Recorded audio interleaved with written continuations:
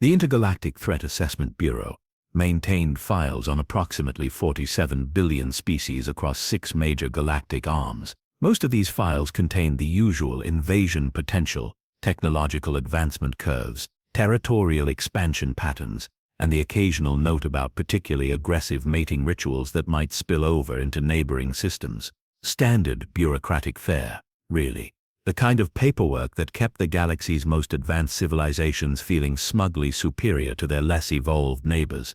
Then there were the human files. The senior analyst for human affairs had developed what colleagues generously termed an obsession with their assignment.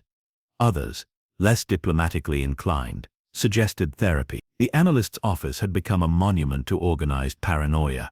17 filing cabinets dedicated to a single species that barely qualified for spaceflight, walls covered with charts tracking human anomalies, and a coffee machine that had achieved sentience purely from overuse. The morning routine never varied. Arrive at 0800 Standard Galactic Time, brew the first of what would become 12 cups of liquid motivation, and review overnight reports from the Human Monitoring Division. Most days brought the usual suspects. Humans had fixed something that shouldn't work, built something that violated 3 laws of physics, or discovered a new way to make the universe slightly more inconvenient for everyone else. Today's batch promised to maintain that sterling tradition. The first report detailed a human colony ship that had somehow managed to exceed its maximum theoretical velocity by 17%. Not through any clever engineering breakthrough or revolutionary propulsion system, mind you. The humans had simply disconnected the safety limiters because, and this was a direct quote from their engineering log, the computer was being a pessimist. The fact that this approach actually worked had prompted emergency meetings across 4 different galactic councils and 3 separate nervous breakdowns among theoretical physicists. The second report concerned a human trading vessel that had convinced a notoriously xenophobic species to not only engage in commerce, but actively seek out human goods. The technique used: they had shared their lunch. Apparently the concept of freely offering food without expectation of reciprocal benefit had so thoroughly confused the aliens that they had simply started buying everything the humans offered, convinced it must be part of some incomprehensibly sophisticated negotiation strategy. The third report made the analyst pause mid-sip. A human research team had successfully communicated with a sentient crystalline entity that had remained completely silent for over 3,000 years. Previous attempts by the galaxy's most advanced linguistic experts, telepathic species and artificial intelligence networks, had all failed spectacularly. The humans had achieved breakthrough contact by asking the entity if it was okay and if it needed anything. The analyst set down the coffee cup with deliberate precision. The crystalline entity had apparently been lonely. No sophisticated communication protocols, no advanced xenolinguistic algorithms, no telepathic enhancement technology. They had simply applied what humans called basic decency and asked if a 3,000-year-old alien was having a rough day. The entity had not only responded but had shared the location of 17 previously unknown habitable worlds and the mathematical formula for faster-than-light travel without causing temporal paradoxes. The Bureau's official response had been to immediately classify this information at the highest possible security level and then spend 6 hours in committee, deciding whether humans represented an active threat to galactic social order. The analyst leaned back in a chair that had been ergonomically designed for a species with 3 spinal columns and contemplated the fundamental absurdity of the situation. Here sat the galaxy's most sophisticated threat assessment organization, staffed by beings whose civilizations had been exploring space when human ancestors were still figuring out fire, dedicating enormous resources to monitoring a species that had achieved faster-than-light travel through what could only be described as stubborn optimism. The humans didn't conquer worlds through superior firepower or advanced technology. They didn't establish dominance through economic manipulation or political intrigue. They simply showed up, fixed whatever was broken, fed whoever was hungry, and asked if everyone was getting along okay. The resulting chaos had toppled governments, restructured entire economic systems, and forced established civilizations to question fundamental assumptions about how the universe was supposed to work. The most terrifying part from a bureaucratic perspective was that humans appeared to be doing it completely by accident. The analyst reached for the next report, already dreading what fresh impossibility would require documentation. categorization, and 3 separate forms explaining why standard threat assessment protocols did not apply. The file header made everything else fade into irrelevance. Emergency priority: Human Engineering Core responds to critical infrastructure failure at Nexus Station. Nexus Station, the engineering marvel that connected 7 different star systems and had been declared absolutely unfixable by the galaxy's finest minds. The humans had volunteered to take a look. Nexus Station had been the pride of galactic civilization for approximately 4 centuries, which in cosmic terms made it practically brand new. The engineering marvel stretched across 17 kilometers of reinforced crystalline matrix, connecting 7 star systems through a network of quantum tunnels that had required the combined intellectual efforts of 12 different species' finest minds. The station processed roughly 40% of all interstellar commerce, housed diplomatic quarters for every major galactic government, and maintained artificial gravity fields so precisely calibrated that visiting dignitaries could enjoy their preferred atmospheric conditions down to the molecular level. It had also been completely inoperable for the past 6 months. The problem, according to the 17-volume technical assessment compiled by the Galactic Engineering Consortium, stemmed from a cascade failure in the primary quantum resonance matrix. The secondary containment fields had destabilized following a minor collision with space debris, causing a chain reaction that had left the station's critical systems in what engineers politely termed an advanced state of technological disagreement with basic physics. Previous repair attempts had been undertaken by teams from the Altarian Technical Institute, whose members possessed brains roughly the size of small moons and could perform quantum calculations in their sleep. They had declared the situation mathematically fascinating but practically hopeless. The Centaurian Engineering Core, famous for building structures that could survive supernovas, had taken one look at the twisted remains of the resonance matrix and started updating their resume. Even the artificial intelligence network known as the Collective Mind had run probability scenarios for 6 straight days before concluding that repairing Nexus Station would require either divine intervention or a fundamental rewrite of universal constants. The humans had shown up 3 days ago with a cargo ship full of spare parts, a toolkit that looked like it had been assembled from various garage sales, and an attitude that the senior analyst was beginning to recognize as unique, terrifyingly human. They seemed genuinely excited about the challenge. The morning briefing had been an exercise in diplomatic catastrophe management. The station's overseer, a being whose species had been perfecting the art of administrative pessimism for longer than most civilizations had existed, had attempted to explain the technical impossibilities involved in the repair process. The human team leader had listened politely, nodded at appropriate intervals, and then asked if they could just take a quick look at the problem. What followed had redefined the Bureau's understanding of the phrase improvised solution. The humans had apparently decided that the 17-volume technical assessment was probably overthinking things, and had begun their repair process by disconnecting everything that looked important and spreading the components across 3 different cargo bays. This approach had caused immediate panic among the station's permanent residents, several of whom had filed formal complaints about reckless endangerment of critical infrastructure by primitive aliens. The humans had responded by offering everyone sandwiches and asking if anyone wanted to help. By the end of the first day, they had somehow convinced the quantum resonance matrix to resume basic functionality using a combination of spare parts, creative rewiring, and what their engineering logs described as percussive. The technical specifications for their repair methods defied conventional understanding.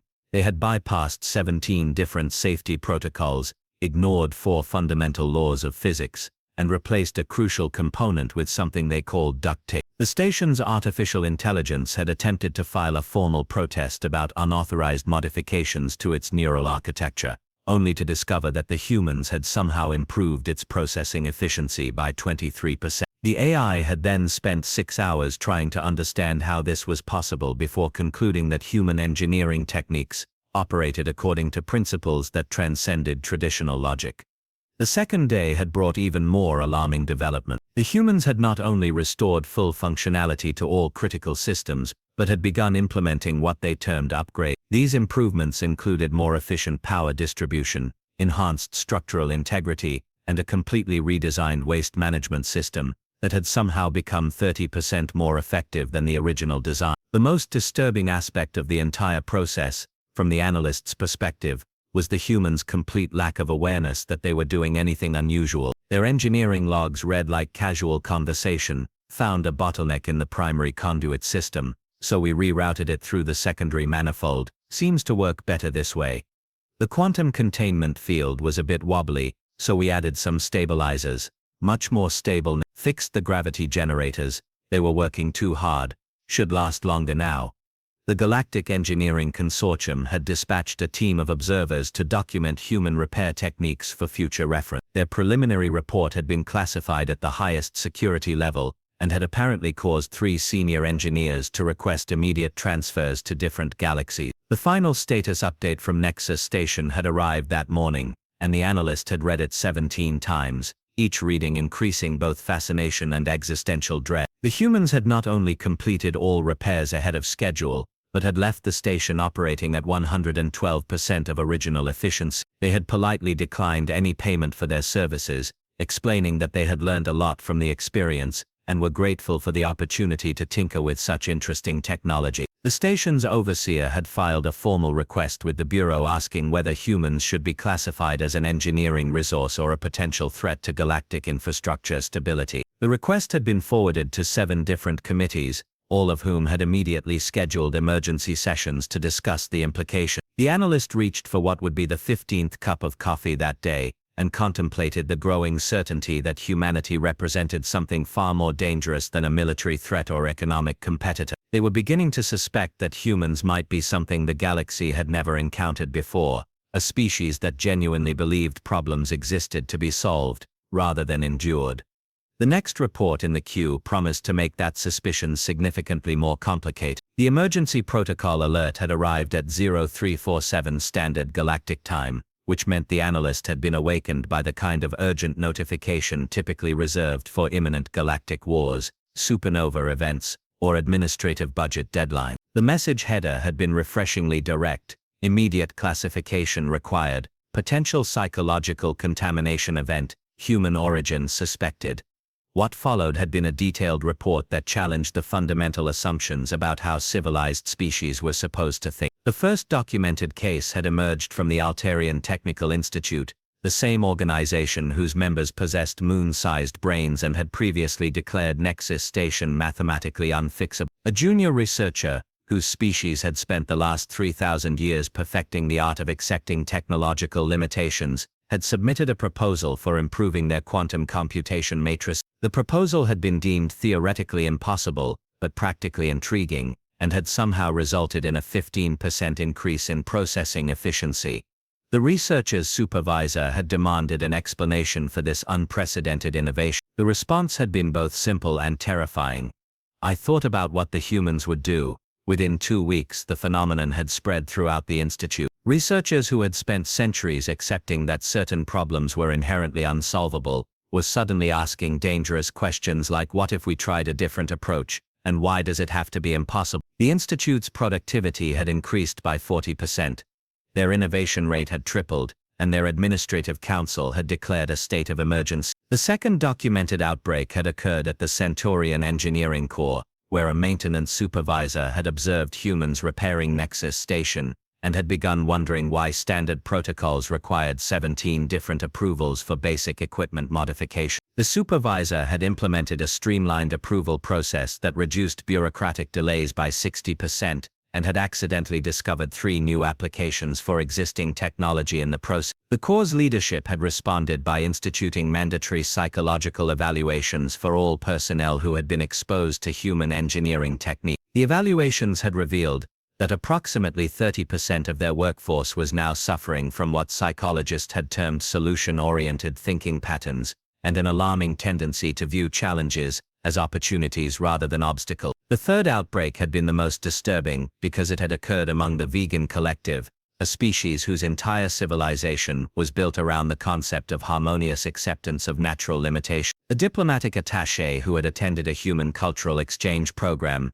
had returned with what colleagues described as an inexplicable optimism about possibilities. The attaché had proposed modifications to their agricultural systems that could increase food production by 25% without requiring additional resources. The collective's Council of Harmonious Acceptance had convened emergency sessions to address this unprecedented outbreak of ambition. Their preliminary assessment had concluded that exposure to human thinking patterns could potentially destabilize their entire social structure, which depended on citizens accepting that things were exactly as they should be, and that change was both unnecessary and unnatural. The analyst had spent the morning reviewing similar reports from 17 different star systems. The pattern was consistent and increasingly alarming. Species that came into contact with humans were developing what could only be described as dangerously innovative thinking patterns. They were questioning established procedures, proposing improvements to systems that had remained unchanged for millennia, and worst of all, they were beginning to believe that problems existed to be solved rather than endured. The Bureau's xenopsychology department had been tasked with understanding the transmission mechanism. Their initial findings had been both fascinating and deeply unsettling. Humans, it seemed, didn't deliberately spread their approach to problem solving. They simply operated under the assumption that improvement was always possible, that challenges were inherently interesting, and that asking why not was a perfectly reasonable response to being told something couldn't be done. Other species found this attitude contagious. The psychological profile had made for disturbing reading. Humans appeared to possess what researchers had termed aggressive optimism, a species-wide inability to accept that situations were inherently hopeless. When faced with obstacles, their default response was to examine the problem from multiple angles, experiment with alternative approaches, and persist until they discovered a solution. Even more alarming, they seemed to genuinely enjoy this process. The contamination effect occurred when other species observed human behavior and began to wonder why they had never tried similar approaches. The thought pattern was apparently self-reinforcing.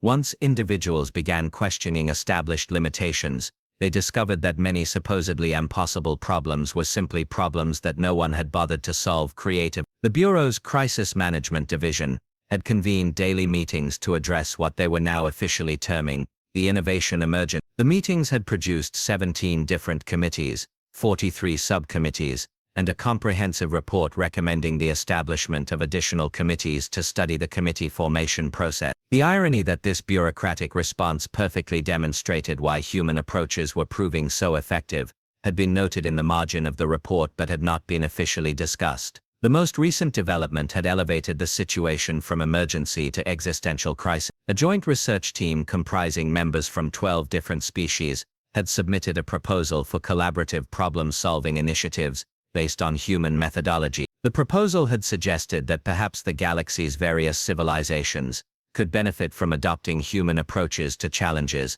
like resource distribution, territorial conflicts, and technological advancement. The Galactic Stability Council had declared the proposal potentially catastrophic to established social order, and had recommended immediate quarantine procedures for all personnel involved in its creation. However, preliminary analysis of the proposal's suggestions had indicated that implementing even basic human-inspired approaches could potentially solve several problems that had plagued galactic civilization for centuries. The analyst stared at the growing stack of reports documenting the spread of human-inspired thinking, and felt a familiar sensation that was becoming increasingly common, the creeping realization that humanity might represent something far more dangerous than anyone had initially suspected. They weren't conquering the galaxy through superior technology or military might.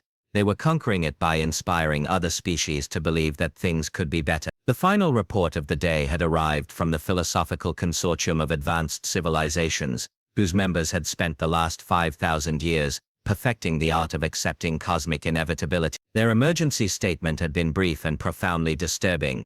We regret to inform the Bureau that several of our members have begun asking questions about the nature of progress and whether stagnation is truly the highest form of civilization. Immediate intervention may be required to prevent the complete collapse of established philosophical frameworks. The analyst reached for the 20th cup of coffee and contemplated the growing certainty that humanity had accidentally triggered something that could reshape galactic civilization. The most terrifying aspect of the entire situation was that humans remained completely unaware of the chaos they were causing. They simply continued being themselves, helping whoever needed help and fixing whatever seemed broken, while entire civilizations struggled to contain the spreading epidemic of hope and possibility that followed in their wake. The final report had taken the senior analyst for human affairs 3 weeks to complete, which was approximately 2 weeks and 6 days longer than any previous threat assessment in the Bureau's history. The delay had not been due to lack of information.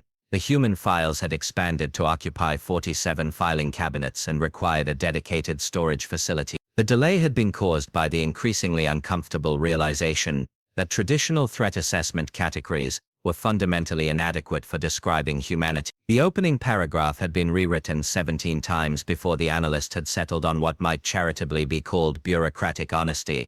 After extensive observation and analysis, this office has concluded that humans represent a threat to galactic civilization that transcends conventional military, economic, or territorial concerns. They are not attempting to conquer the galaxy, they are attempting to improve. The distinction, the analyst had come to understand, was crucial.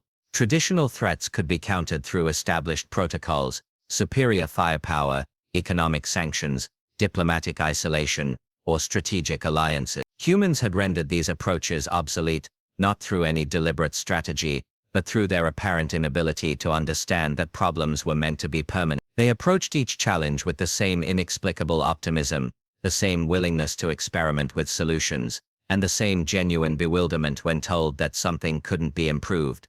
The psychological warfare implications had been staggering. How did one defend against an enemy whose primary weapon was asking, "Have you tried turning it off and on again?" How did established civilizations maintain social stability when humans kept demonstrating that most supposedly impossible problems were simply problems that no one had bothered to solve creatively?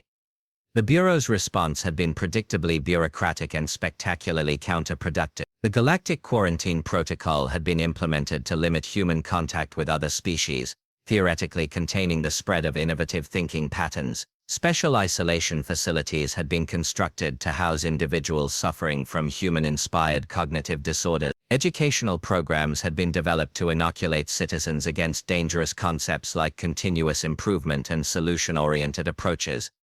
The results had been immediate and enlightening. The quarantine facilities had become centers of unprecedented innovation, as infected individuals from different species collaborated on projects that their respective civilizations had deemed impossible. The isolation protocols had accidentally created the most productive research environments in galactic history. The educational programs designed to prevent human-inspired thinking had inadvertently taught citizens exactly how human approaches differed from established methodologies, leading to widespread adoption of human problem-solving techniques. Within 6 months, productivity across quarantine facilities had increased by an average of 200%. Innovation rates had tripled. Most disturbing of all, individuals released from treatment had consistently scored higher on creativity assessments and had demonstrated marked improvements in job satisfaction and overall life happiness. The Galactic Stability Council had declared the quarantine program a complete failure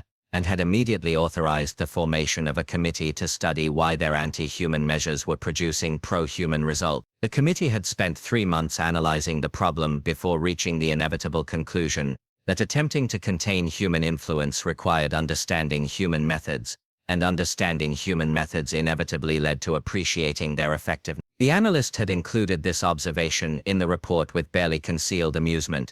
Current containment strategies have proven counterproductive, as they require extensive study of human behavior patterns, which consistently demonstrates the superiority of human approaches to problem solving. Attempting to defend against human influence appears to result in inadvertent adoption of human methodology. The recommendation section had been the most difficult to write, primarily because every logical solution led to the same uncomfortable conclusion. Military action against humans was impossible because they would probably offer to help with whatever problems had motivated the attack in the first place. Economic sanctions were meaningless against a species that shared their resources freely and seemed genuinely pleased to trade with anyone willing to engage in friendly commerce. Diplomatic isolation was impractical because humans kept solving problems that other species needed help with.